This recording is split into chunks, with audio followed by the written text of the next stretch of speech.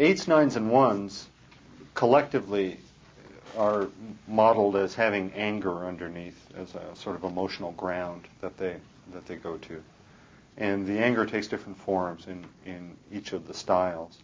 But the anger is usually, in a broader-based way, about a indifferent or neglectful universe that the person has sort of absorbed. It's usually, again, your image of the universe, quote unquote, is actually your image of early childhood carried forward.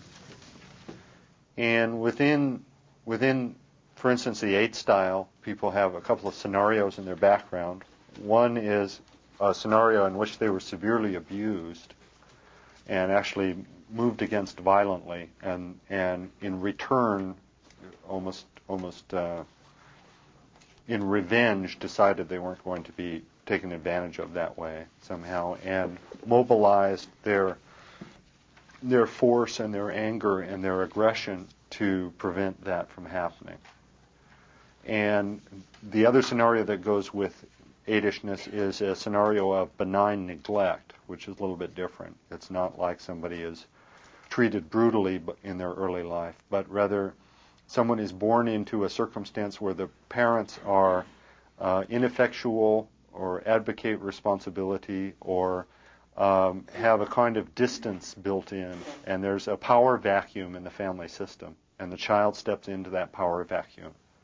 And as they step into it, what they do is, it's essentially like something in them is saying, well, I'm not really going to get what I need. These people around me are not acting like adults. They're not going to take care of me. The person is sort of under-nurtured. And in a way, in order to compensate that, and in order to father or mother themselves, they puff themselves up into an image of an adult that's big and strong and mighty, albeit crude. And that image of the adult is fueled by the person's mobilization of their inner aggression and force. And so they make themselves simultaneously stronger than they are and then weaker than they are, you might say. There's kind of no in-between, because the in-between area is where they are being sort of neglected. The in-between area where they would be, want to, on a low day, want to be comforted or taken care of or consoled for having insecurities, something like that. That's a kind of whole realm where they're not permitted to venture, really. There's no support for that in their family system. And so the tendency is to instead tamp down their weakness, which makes them more vulnerable on a certain level, and to compensate at the same time by being big and strong. You understand? So there's this disparity that gets set up that can be considerable if somebody's really in the trance of it.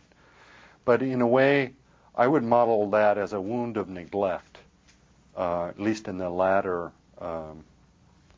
scenario. In the first one, there's really obvious violence usually, and the person just grew up on city streets in some real scrappy neighborhood, and